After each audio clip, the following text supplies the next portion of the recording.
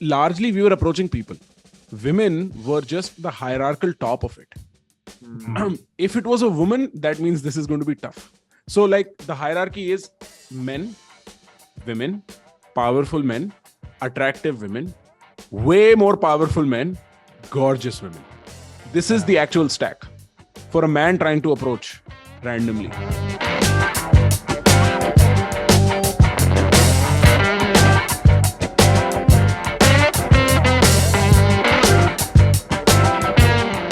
Man, guys, like I had something in my mind for this podcast, for this episode, and it's more on a game perspective. I've always wanted to play this with somebody who understands communication, public speaking deeply. So I mean, we're just making this the lab rat kind of a situation, but I'm sure it's going to be fun. Before we go, I just want to set a little bit of criteria.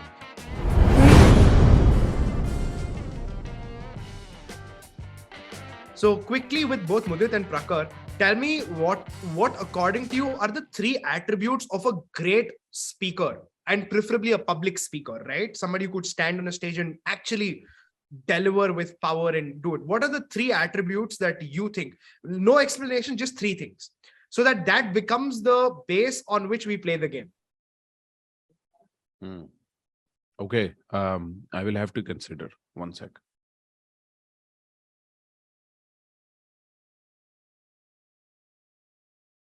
Give me one idiotic second. Why does my WhatsApp not stop?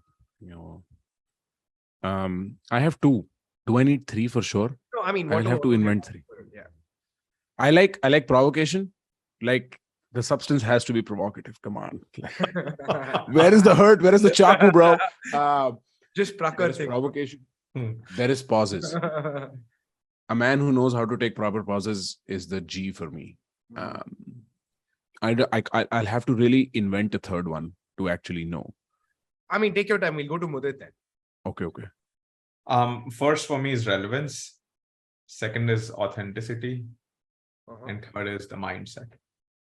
Wow. Okay. I still don't have a 3rd. No, I think this is just fine. That's authenticity, Lalith. So that hits the mark. It doesn't have a 3rd, it doesn't have a 3rd. Like I would have to make one up, yaar. Fir mere ko baad mein defend. How will I defend it? Like, once it comes to it. Look who's scared of defending now. Of all the people in the world.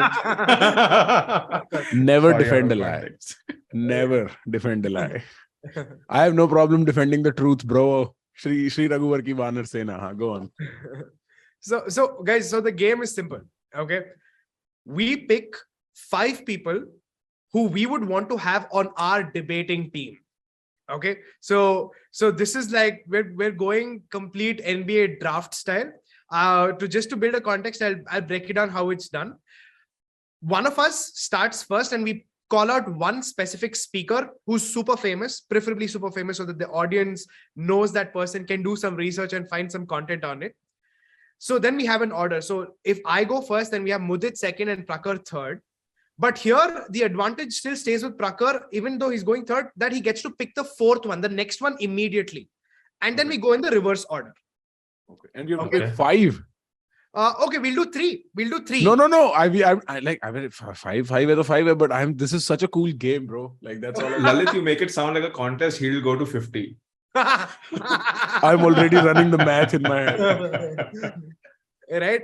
And keeping these 5 criteria that we've spoken about in mind as a point of reference. And then we'll ask the audience to, then tell us who has the best possible team that can win this debate. Okay. So considering I'm the host, I'll let one of you pick who wants to go first. Bade bhai goes first. Okay. Then we'll go Mudit first, Prakhar second, I'm third. Okay. And when you're picking that person, give a reason as to why you picked that person, or maybe if you watched a video or a book that you read about this person that really demonstrate what you're trying to say as a reference point to your audience. That I think that would do. Nothing more than that. Cool. Mudit, you want to start? Alexander the Great. Context. 324 BCE, when Alexander was marching east from Macedonia and into Persia, there was this mutiny at Opis. What have I held back for myself apart from this purple cloak and diadem? Nothing. No man can point to my riches, only the things I hold in trust for you all. Where the Macedonians said that the Persians who have recently joined the army are becoming closer to you, and they threatened to go back to their homeland. In that moment, Alexander goes up and delivers a speech. And after that speech, the Macedonians are at his feet begging for them to keep them in his army. If you want to know more about that speech, YouTube it, bros. That's Alexander the Great on my team. Prakhar. Bro, wo Brutus is an honorable Mark Antony. I start with Mark Antony. Bro, if you can change the Romans like that by never saying a bad word at all, that is a debater right there, bro. Here was a Caesar. When comes such another?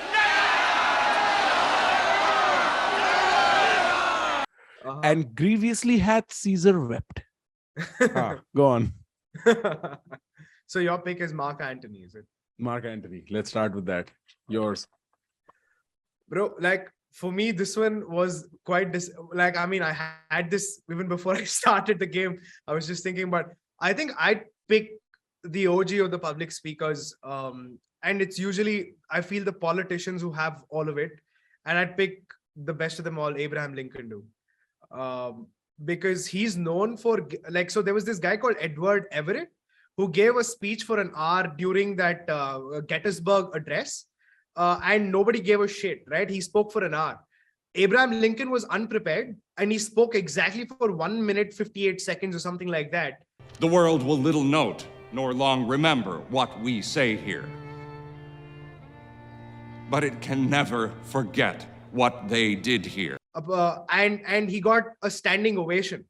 And till date, that is considered as one of the greatest speeches, not because of the content, but because of the intent he spoke with. So I'd pick Abraham Lincoln on my team as the first pick. Okay, go for number 4 also. Shit. Okay, I got to go next as well. My pick. Who would I pick? Very interesting. I think I'll go touch Prakhar's domain here. Like, somebody who I think even nobody could even start in. Like, I like this man not because of his power. I mean, not power in terms of like full voice and all of that, but you really can't break him, dude. You really can't break him. And I think I'd pick J. Krishnamurti for this, man. Kindly give a straight reply. Does God exist or not? Yes or no? If yes, how best to realize him in this life? Okay, you go J. Krishnamurti. You stole one from his team. No. I was actually not going to go for J at all. Okay. So I'll go with Osho in this round. Oh! Now the game's done. Now I will go with Osho for this round. Why Osho? Mudit. Tell me why Osho. Why? Bro, if there was ever a man born with Saraswati on his tongue, it was that guy. For you to become aware of one thing, that you have everything, but you don't have yourself. That you are surrounded by all the luxuries. There is nothing more to be added to it. But who are you? Like there is no man who can speak logic with poetry in the same way as he does. He was blessed. And that is a full stop moment. JK was probably wildly more philosophically smart. Yeah. But Osho had the gift of language. True. I agree with that. And I also feel he's a very massy guy. JK is not a massy guy. Like, to really understand JK, you should have lived 100 lives, to understand the spitting consciousness kind of a person he is. But yeah, Osho, I think even the dumbest go guy straight would to the heart. Straight to the heart. Osho is like a knife, bro. JK, yes, you have to be smart to understand what he's saying. He's a philosopher. Yeah. Osho is not. Yeah, true. Osho is a con man. There's a difference. Mudit. Okay, Frederick Douglass. Don't tell me it's Sandeep Maheshwari, dude. So, now फिर तो मुदित की team DQ हो जाएगी, bro. See, I'm laughing because Prakhar in 2 sentences will speak about the same person and absolutely polarized opinion about that person on 2 different aspects of that person's life, and I find that very fascinating. So my pick is Frederick Douglass. Frederick Douglass was a slave who escaped, came to New York. And by the way, Prakhar, he quoted Mark Antony in his speech, "The evil that men do lives after them. The good is oft interred with their bones." And let me give some context to people who might be listening this and have heard this name for the first time. So this person is a slave, and so if he's a slave in that moment, he's not even considered a person. This is an asset. He's escaped from captivity, and he's out there when slavery is rampant to tell people that Black people are people and that they deserve to be citizens of the United States of America and they deserve equal rights. And as easy as it is for me to speak about this now, it was completely it was unthinkable when Frederick Douglass spoke of that.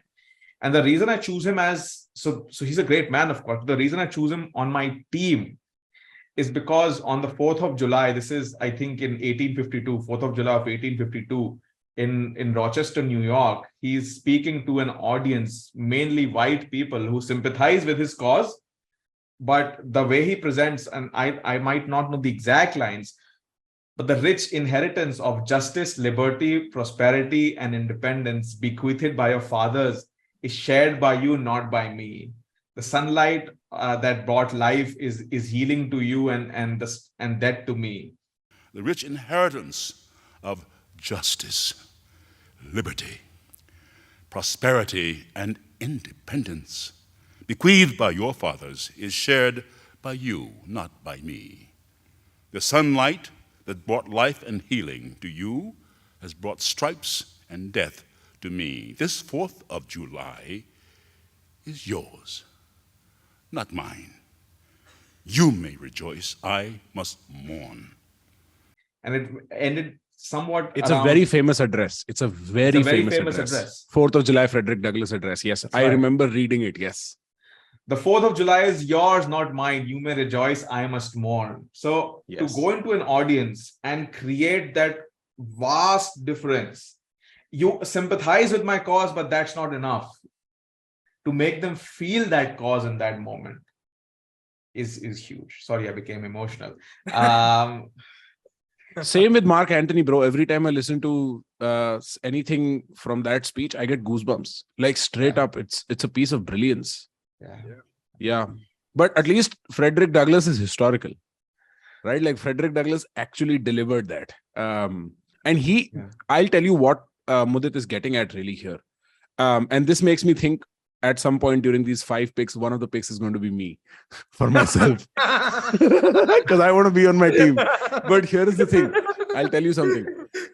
To change the mind of everyone listening to you, convince them that they are wrong is probably the hardest task that a public speaker can accomplish. Because usually what you're doing is you're changing the goalpost. This is not the goalpost, this is the goalpost. But the goalpost is not the audience. You are never the subject of your criticism, is never the people you're speaking to. And if it is, they're rarely changing their mind. When you're able to accomplish that, you've done something phenomenal. True. And I think that's the hardest level of public speaking. 100%. I definitely agree with that. Mudit, it's your pick again, my friend. All right. I think Fidel Castro in 1953, again, a person who I might not agree with completely in principle, but that speech is called History Will Absolve Me. El mismo que nos ataca a nosotros en nuestras costas y en nuestras tierras. El mismo que ataca a los demás. Y por eso decimos y proclamamos que con combatientes cubanos podrá contar el movimiento revolucionario en cualquier rincón de la tierra. It's a speech in Spanish. And the reason I choose Fidel Castro then is because it was in Cuba that time a complete dictatorship. And this person has most of his colleagues with whom he had stormed a soldier barracks. Most of his colleagues have been killed and assassinated. He has been in solitary confinement for weeks and months before he's allowed outside. imagine how much a person would be broken in that moment. But he comes up and he says that history will absolve me, the speech, and he gives a whole rhetoric around why his cause of trying to kill the soldiers in Batista's regime, who was the dictator, was the right cause. And the way he delivers it is what makes for me a great speaker. That's a good, very interesting pick. Yeah. I must say, Fidel Castro is a very interesting pick. Yeah. I will draft Jordan Peterson at this moment in my team. My favorite human being. And you know what? Like, I principally, there is so many things I listen to him talk about, and I'm like, disagree. But I still haven't gotten over the fact that he's so involved with what he's saying, he loses track of where he is. What am I doing in university, and what's the point of life? It's like you can really get going if you're trying to avoid doing your homework, and then you might think, well, what is it in you that's trying to avoid? Because after all, you took the damn course and you told yourself to sit down. Why don't you listen? Well, because you're a mess. That's basically why. You haven't got control over yourself at all. And no more than I have control over this laptop. That's my favorite quality about the guy. He will suddenly just be like, and he's no longer like, "Arey, terko 6 minutes bolna tha, bro. You're speaking for 9.5 right now." He doesn't bother. He's speaking. He's in flow. And also, I think one of the most powerful speakers. Genuinely can breathe soul into your life, huh? Okay, my third pick would actually be David Goggins. I'll tell you why. Yeah. The reason is, like, dude, I think motivational speakers are shit. Like, they're really shit, because it's like a cocaine hit, bro. Like, if you're sitting there, like, you're going to like really feel good at that moment, and you're going to go back home with something heavy on your head, and then you're going to have a hangover. But I feel if you're a motivational speaker, you got to back up what you're saying, and you got to live it. Of guys carrying boats and logs, Navy SEAL training. And I decided to make a change in my life. And I called the recruiter up, and he asked me these questions. He had to meet a certain age, like a certain height and weight limit. I was 6'1" and 300 pounds. So in that perspective of a motivational speaker, I think I'd pick David Goggins, because he really lives it. And like, at least from the modern era, I don't see anybody else actually doing that in my periphery. So I think I'd pick David Goggins as a really hardcore motivational kind of a speaker. And also for the audience, you should go check out his videos. I mean, again, very one-sided kind of a speaker. You might not like him, can sound very off at sometimes, but I think that's raw tenacity, dude. Like, David Goggins is just that for me. Your pick. Oh, my pick again. Oh shit, yeah. See, now suddenly he has become the moderator of the game, Lalith, and it's his podcast. You are a guest.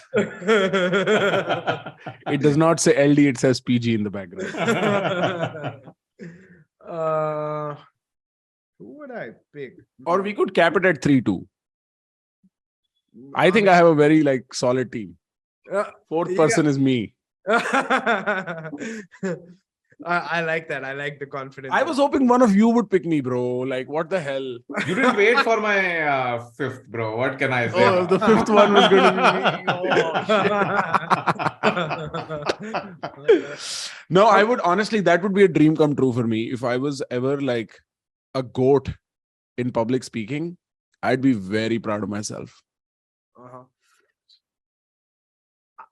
I think I'll pick, like, I don't know, dude. Like, I think I can relate very much with Prakhar on this, because I love listening to philosophers, and I think they have a unique way of always saying it. And for me, the one person who got me back into spirituality and all of that, and this guy is Alan Watts, dude. Like, I think Alan Watts just has an incredible way of breaking down the most complex of things to the dumbest of human beings. Experience reality as reality is. Because after all, if I talk all the time, I can't hear what anyone else has to say. And if I think all the time, and by that I mean specifically talking to yourself subvocally inside your skull. I think, and has a bit of rascality in it. Like, and I love his laugh. Like, he's going to say something and you'll be like stunned, and he's going to laugh his lungs out, and you're going to feel, oh shit. And you'll feel your ego crumble when he speaks. And I kind of like it. And he's like a mirror, dude. For me, Alan Watts is a pure mirror. Anything that you think about what Alan Watts says is who you are. It's not what he's saying and who he is. I think it's a mirror of who the hell you are. So I'd pick Alan Watts on my team. I'd pick Ben Shapiro. For debating, Ben Shapiro can make sense out of anything. Yeah. I cannot even listen to Ben Shapiro for too long. What Elon Musk is doing is he's basically taking sort of personal accountability for who is let back on and who is not let back on. He says, you have questions, come to me, which actually is a more honest standard than what Twitter was doing. Twitter was presenting a false objective version of what was allowing people to get banned or not. It hurts me in my soul, but I love Ben Shapiro when it comes to debates. He can handle anything. Bro, the speed at which his mind dissects an argument, very rarely seen that in people. It's just like snip, snip, snip. Okay, this is wrong, this is right, this is wrong, this is right. Is there a video you'd recommend, bro? For Ben Shapiro? Bro, just look up Ben Shapiro Destroys. And you'll see the speed element. You'll just see. Just look up Ben Shapiro Destroys, and there's a horde of Ben Shapiro destroying. But usually he's like destroying college kids, bro. So it's not that fun. But if you look at Ben Shapiro really build an argument, and he will do that on like sometimes where it's a one-sided thing, but there's a news article and he's going after it. He's a lawyer who became a journalist, just like I'm a lawyer who became a YouTuber. Like there is a similarity there. Yeah. Mudit, your pick. No, Lalith, I would have picked Prakhar, and my reason for that would have been for the Indian YouTube space. There is a certain element of what people are consuming, which is non-fiction content. No, but I don't want you to pick Prakhar. Like, I am not, but because he's already cheated by mentioning that he might pick him, so I'm not picking him, and I'll take a different name. But I'm pulling something out here, which is the stuff you said about Alan Watts. To take something which is complicated, not shying away from the complexity of it, but dicing it down without dumbing it down. There's a difference in a way that it is understood in the fashion it is meant to be understood. I think is the bedrock of education, and obviously there's a long way to go for you, bro. I will pick myself as number 5. So my fourth pick, Lalith, would be Nicholas Selby. Okay. So you may not have heard of this person. And the reason I took this pick is because people are listening to this. I want them to watch this speech on YouTube. You see, of the many reasons I chose Georgia Tech, one in particular stands out above the rest. I am going to build the Iron Man suit.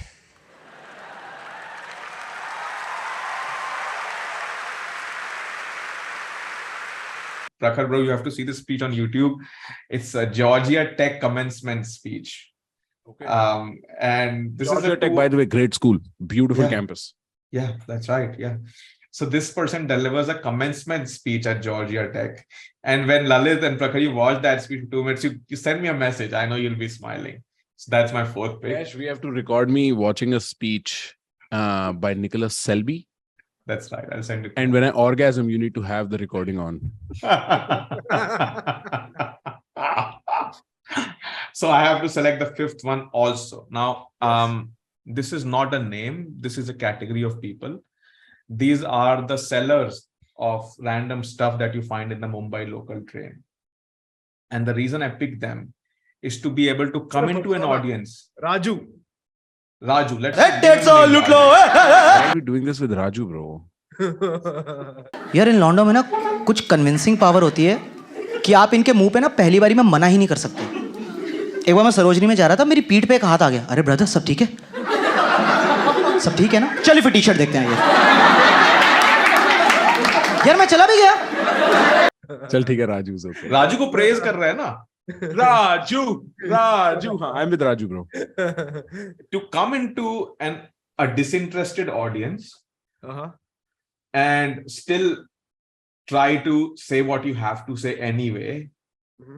And 3, an audience which is surrounding you on all sides. That's a 360-degree audience. Typically, communication happens at, probably 160 degrees in front of you. when you are public speaking. But this is 360 degrees. And if people can find the confidence to do these three things, to speak to people who might not be interested, still stay their point, and when they're surrounded from all sides, still have their say, I think they have a long way to go in their journey. That oddly sounds like Rahul Gandhi. Dude, fuck! I was just going to say, bro, that was such a politician thing to say. Like, it was such a politician thing to say, dude. Shit. Oh man. I was just trying to crack a joke. I will refrain from having myself on in my team as the fifth person, and I will go with something. Huge loss to Team Prakhar. Huge loss. Everybody's has crying. backed out. I'm sorry, Prakhar has retired. He doesn't play this game anymore.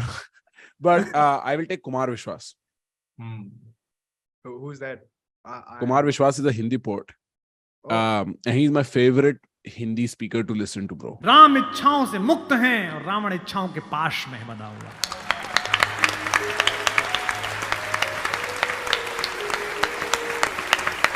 फिर जागना कि रावण मनुष्यों पर राज्य करता है, राम मनुष्यता पर राज्य करते हैं।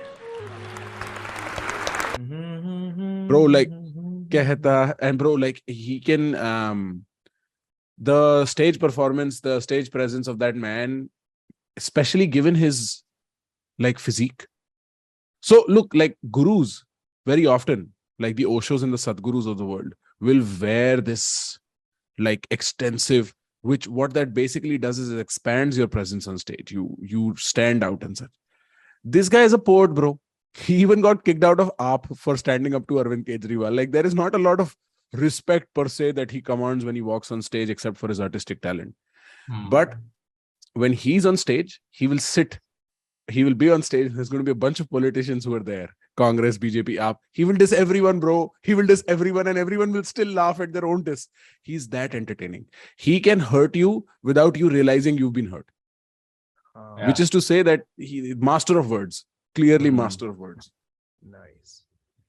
I think my last pick, I think Mudit already knows, is it's BO. Like, I mean, it's Barack Obama, dude. Like, one of the people that I feel who's super polished, eloquent, and bloody good at what he says. My parents shared not only an improbable love, they shared an abiding faith in the possibilities of this nation. I stand here knowing that my story is part of the larger American story, that I owe a debt to all of those who came before me, and that in no other country on earth is my story even possible. And I think has this kind of finesse that he carries his speaking style with, and a perfect example for body language. I mean, there's one video where I'm sure a lot of viewers who are watching can also check it out on YouTube. There's this YouTube channel called Thinker, which breaks down how Barack Obama actually speaks in the 2004 convention, right? And that video is more than enough to change your mind on why he's one of the best speakers. So I picked Barack Obama as my last pick.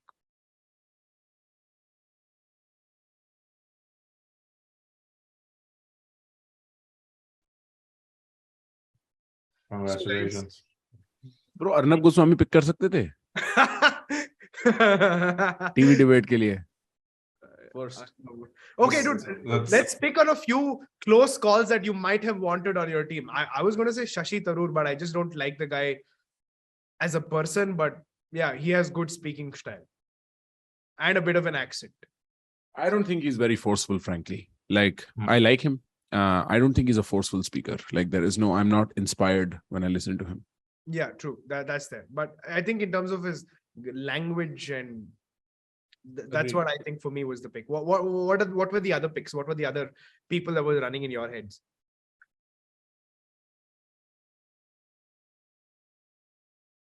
So Barack Obama is one pick that is, when you think of best public speakers, comes through. When you talk about that speech, the beauty of that speech is repetition. Yeah, that the value it brings. But even otherwise, if you look at some videos where he's answering audience questions, or when there's a heckler in the audience, just the way of being respectful to the other person but still disagreeing, that's something that's notable. Vajpayee would have been there. Oh yeah, true. Vajpayee could move a crowd and make them cry, bro. Very true. Also because he was a poet. I agree. That's his history. He was a poet first. And I was just going to say that he speaks straight from the heart, and that heart could be felt immediately, that pulse. Prakhar, so tell me, what are some of the conversation hacks or speaking hacks that you tell young men when they speak to a woman they're attracted to?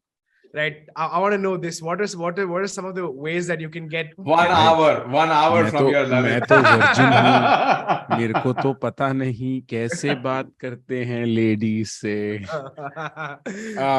Okay. Number one thing you need is conviction. I used to run this experiment, and this is an extreme form of the common experiment, but this makes the point. I'd be out in bars and clubs here, right? Usually bars are more preferable. So the environment is slightly loud. There's a lot of people. There's a lot of stimulation. And what I would do is I'd start a conversation with someone. And you have to be louder than the music to start a conversation with someone. And what happens is once you sort of draw them in, you are in a place where now it's a private bubble. You are talking, the music still exists, the people still exist. And halfway through the conversation, I would shift entirely to Hindi. Like I'd be talking to a woman who never has spoken a word of Hindi, and I'd just speak, "Haan, tu badhiya to hai. Badhiya hai tu, bahut cute hai." All she gathered from that is cute. She probably, I don't know if she even knows that I'm speaking in Hindi, but the body language, the conviction behind my words, the way I look at her and the way I speak is communicating itself. And that is what is being absorbed. And I was stunned when I did that for the first time, because it happened quite unconsciously the first time. Listen, when you are trying to build an entire personality, when you move, by the way, when you move to a foreign country, an English speaking country, it takes a little while for you to have a developed personality in that language. You may speak that language, but having a personality in that is separate. So early, the first couple of years, you're only translating. And one translation I missed, so I just said it in Hindi and she responded, and I was like, whoa. Like, what the hell just happened? And part of that is because the number one element is conviction. People that do not do well with women largely lack conviction in what they say. And then what happens is they look at complete idiots who have conviction in their their stupidity, do so well with women, and they're like, women only like assholes. No, that is an incorrect assumption. Look, bro, women are tuned just like men are tuned to absorb biological sexual signals. And one of the signals from the man side is status. And status is indicative in the conviction behind what you say, in how you carry yourself. How do you walk into a room?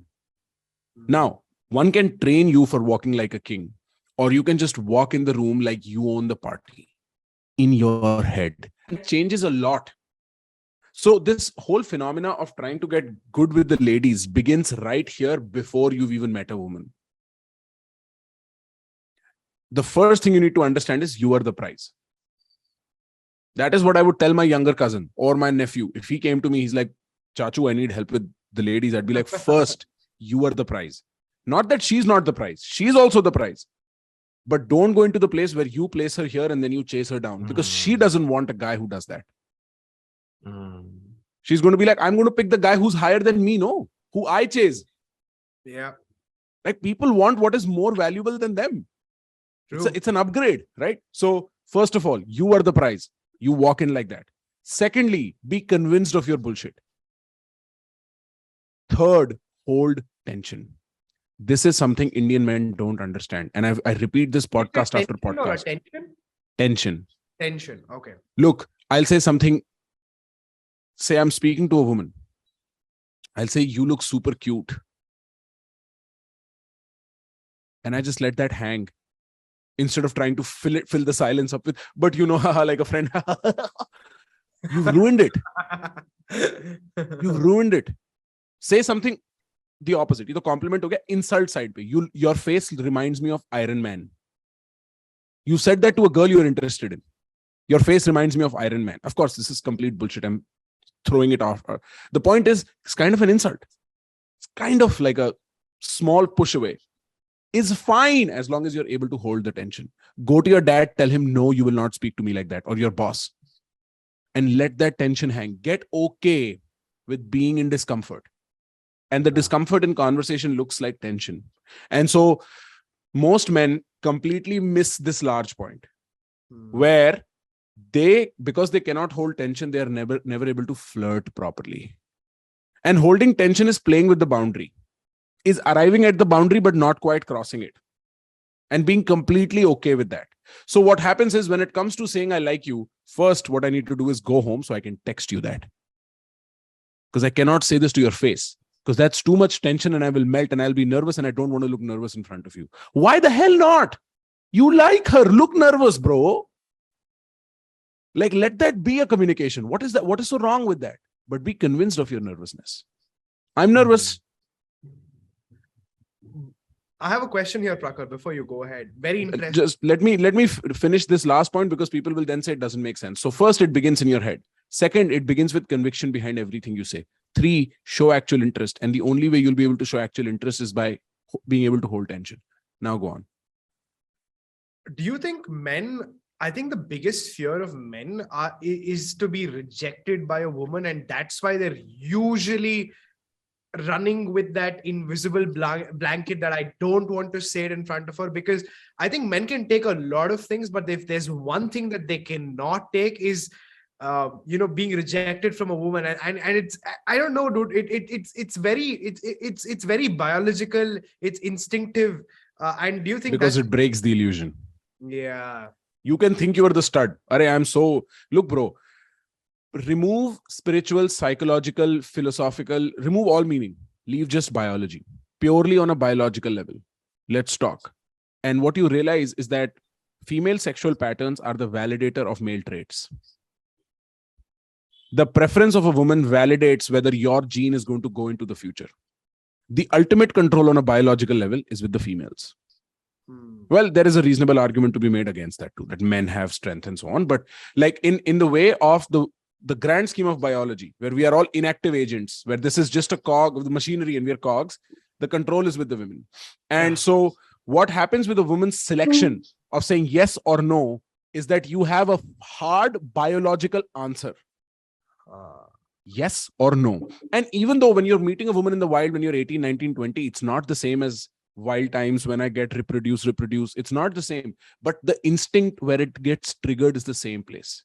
When a woman says no to you, you are forced to confront your insecurities. That is why you see this archetypical transformation. Woman says no, the guy is like, ab main body banayega, bro, main achhe kapde pehnega. Wo movie nahi thi, hole hole ho jayega pyar.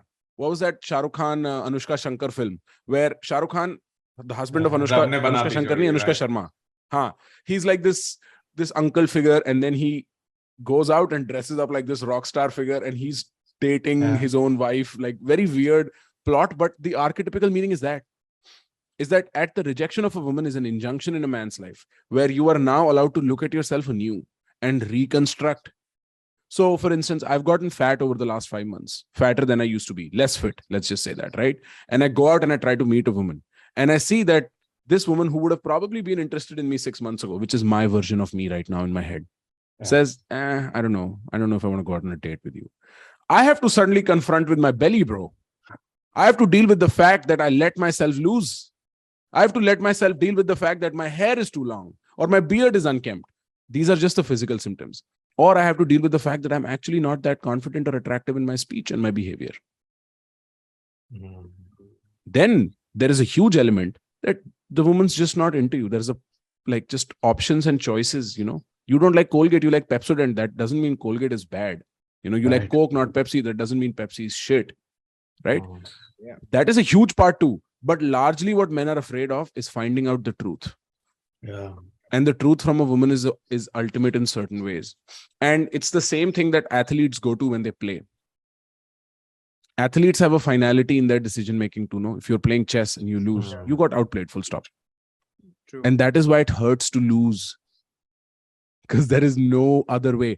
When you are out and about in the open and you I compare myself to Lalith. I'm like, Lalith looks better than me, but I have more money than Lalith. Chalna, koi nahi.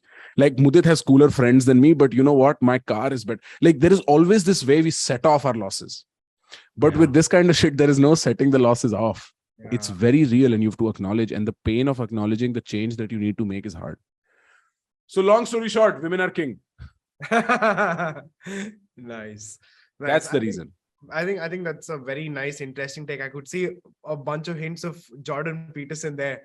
when you're saying a cock in the because there is an element of biological realism that we both sort of follow. You have to acknowledge that the biology and the core of biology is speaking through the complexity of your psychology. I cover this in fundamentals of psychology too. Your biology has 8 signals. They're put through an amplifier that amplifies it to 864 signals. So you think reality is 864, but it's actually 8. And this is where, sorry if this gets a little complicated, Mudit. You Sorry, seem bothered by it. You seem bothered by it. No. That's probably my concentration phase. So Very painful concentration phase, my friend. I know people have written, do you disagree with what I said? Is there a problem? No, what are you talking about? Like, I was completely wired. No, I thought I was boring you, bro. I thought I was boring you. This is stuff I like to nerd out about. Huh? Not at all. I'm making extensive notes. Okay. So that is largely the point. Look, guys, if you want to get better at speaking to women, apart from the 3 things, you need to really go out and try. And be conservative in your approach, right? Don't overshoot. Don't say bullshit. Right? Try simple things, fail, it is okay. Apologize afterwards. It is okay. In the book, Go through the process. I like your example, Prakhar, of in New York City, just approaching random women on the street and trying to talk to them. And because that is very challenging to do. It's the epitome of scary. Thanks for summarizing that. Exactly that. And irrespective of how confident you are, how good looking you are, you have a great personality. But in a new country, in a new city, walking over to women and saying, you're Yo, what's up? Yeah, exactly. So that's an interesting. I'm sure he did it in a less creepy fashion, in a more respectable way. But largely, we were approaching people. Women were just the hierarchical top of it. If it was a woman, that means this is going to be tough. So, like, the hierarchy is men, women, powerful men, attractive women, way more powerful men, gorgeous women. This is the actual stack for a man trying to approach randomly. And interestingly, what changes for women is attraction scales. What changes for men is status scales. And the higher up you go, generally the tougher it gets. And so we'd attempt random situations, but we also had another scale, which was where library. Bro, oh my God, when 50 people are in a room studying with pin drop silence, it's negative decibel. And you go up to a girl and you say, hi, you're cute. It is so damn scary, but you have to keep yourself together. You have to keep yourself together and do it. So me and my friend, we'd have a challenge, Lalith. We'd just be walking, he'd point, be like, ja, usse jaake baat karna hai. In English. And you had to run. You had no other option. Oh, okay. And our job was to run to 100 failures first. Whoever gets to 100 failures wins. That's so interesting. I went through my college thinking the library was to read books. I now realize that it's probably for a different purpose altogether. The first year and a half at Columbia, I in fact loved the library the first 3 years. The first year and a half, I only went to the library to meet girls. No joke. The library had a cafe right at the entrance where you could buy coffee, sit and talk. That's you're allowed to talk. By the way, huge library. Okay. Several floors and there are rooms in the library that no one knows. There are probably tunnels that were built during World Wars in that library. So it's like, This is history we're talking about. 350 years of this university. This was built in the 1700s, right? So we would sit in that cafe. I would sit in that cafe and I'd only socialize. My job was to have a sabha. Like get people together. And I made some of the most long-lasting friends I made at Columbia, I made in the library. Some of the cutest women I met in the library. Some of the most interesting people overall I met. Like I heard stories I would not have been exposed to had I not been at the library. I would skip class to sit in the library. Think about that. Man. That was a good time. Crazy. I think this should open up a lot of thoughts for the people who are watching. On that note, I want to ask you one last question on the same subject, Prakhar, before we move on to anything else. What are the things that you must not say or do in communication with a woman? We spoke about the things that you should start with or you should use in your arsenal, but what are the things that is a big no? Don't sexualize too soon. Don't sexualize too soon, especially in India. Don't be inspired by Salman Khan and stalk. Like, don't pretend like, don't say I love you too soon. You are ruining the meaning of the word. And like, don't overcome it. Don't overcome it yourself, right? Like,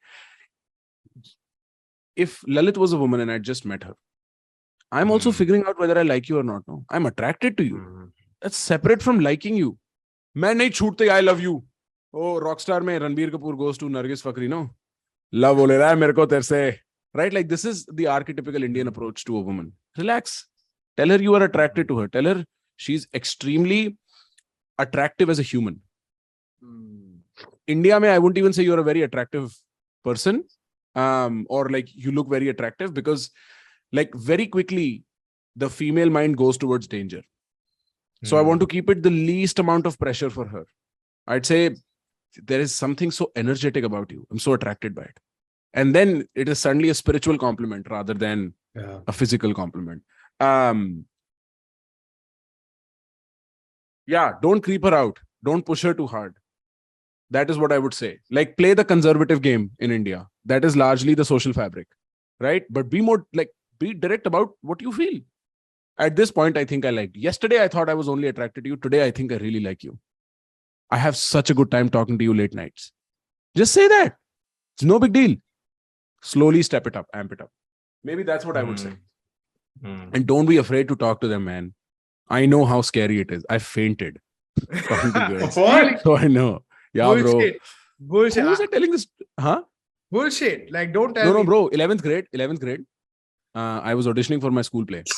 And I'd met the girl I was dating. I was dating her already. Okay? I'd met her in 10th grade in the school play where I was the lead. So, you know, king of the room.